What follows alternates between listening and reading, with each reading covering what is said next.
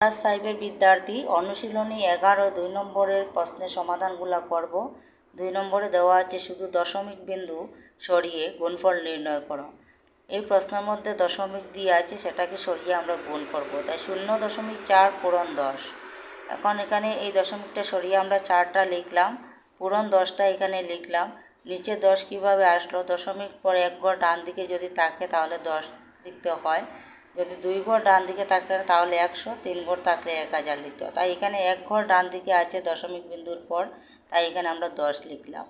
এখন এই 10টা কিন্তু উপরের সংখ্যা, উপরের সাথে আমরা লিখবো, আর নিচের 10টা নিচে লিখে নিলাম। উপরটাকে এখন পূরণ করব।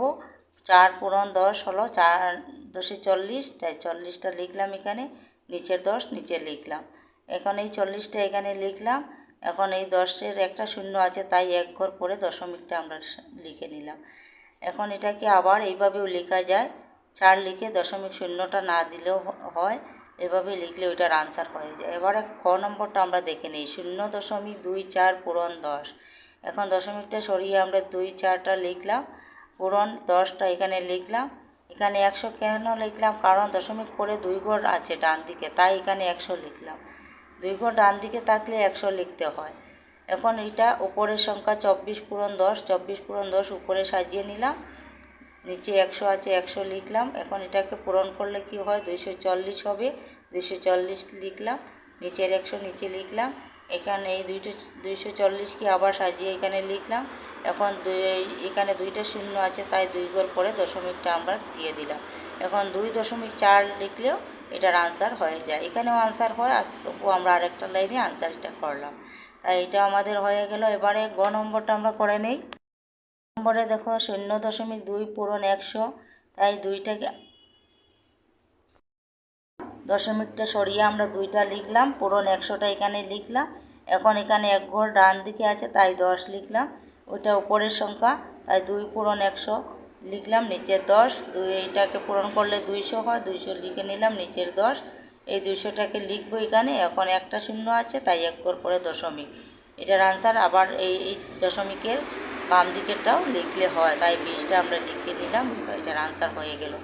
গ নম্বরটা আমরা এখন করব। গ নম্বর 0.03 পূরণ 10। এখন এখানে কি করব? দশমিক পরে 3 আছে, তাই 3টা লিখলাম, পূরণ 10 লিখলাম, 2 ঘর আছে তাই 100 লিখতে হয়। একবারে উপরেরটা পূরণ করে নেব, 3 পূরণ 10, 3 পূরণ 10 লিখলাম, নিচে 100। এখন এটাকে পূরণ করলে 30 হয়, নিচের 100 নিচে লিখে নিলাম। এখন এই 30টা এখানে লিখলাম, কারণ 2টা শূন্য আছে, তাই 2 ঘর এখানে পরে আমরা দশমিকটা বসাতে হয়, তাই 0.30। এই শূন্যটা সরিয়ে 0.3 লিখলেও হয়। এখন এটা একটা আমাদের জিনিস জানতে হবে, দশমিক পরে যদি এখানে 3 0 0 0 থাকে, তাই এইটাকে আমরা 0.3 দিয়েও আমরা লিখতে পারি, তাই এইটা আমাদের জানতে হবে। তাই এইটা আমাদের হয়ে গেল গ নম্বর। এবারে আমরা ম নম্বরটা করে নেই। 1.05 পূরণ 100, তাই এটাকে কী করব?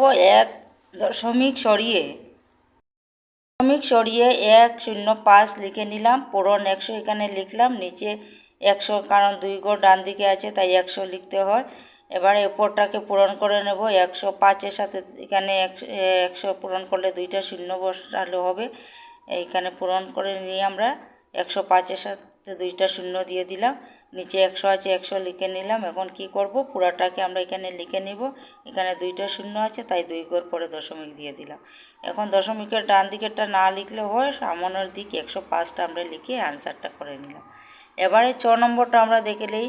0.007 পূরণ 1000, এটা কি করব? 60টাকে দশমিকটা সরিয়ে আমরা এখানে 60টা লিখলাম, এখানে এই 1000টা লিখলাম।